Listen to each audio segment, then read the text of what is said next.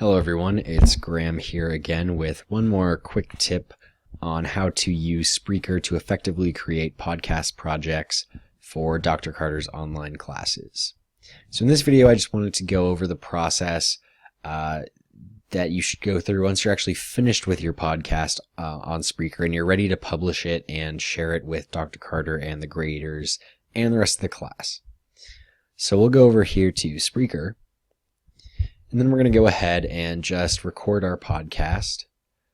So we're reading our script, we're saying our lines, maybe playing some of our tracks, and then let's fade out of the podcast like I showed you 2 videos ago. And let's say we wrap it up. So now we have our draft. I'll go ahead and change the name here to test. And you can change some settings in here, but I'm going to go ahead and show you guys how to do that actually on the Spreaker website. So let's just go ahead and publish this.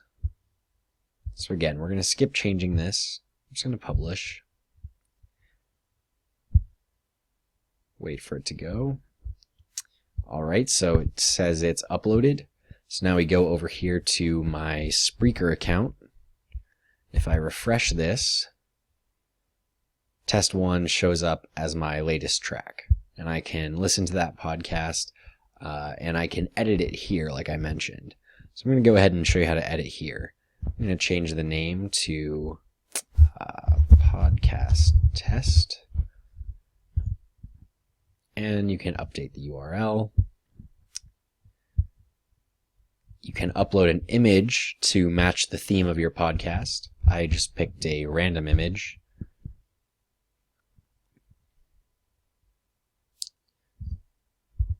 And you can add tags to try to get some more viewers, listeners on your podcast.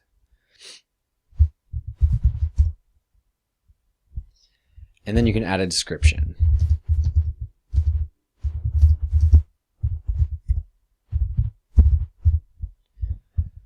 You can change the privacy settings, though you definitely want it to be visible so that when you share the link with people, they can actually see it.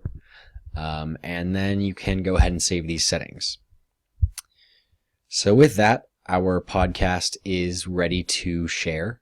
So we'll go ahead and go back to the profile, tracks, and now you can see it's in here.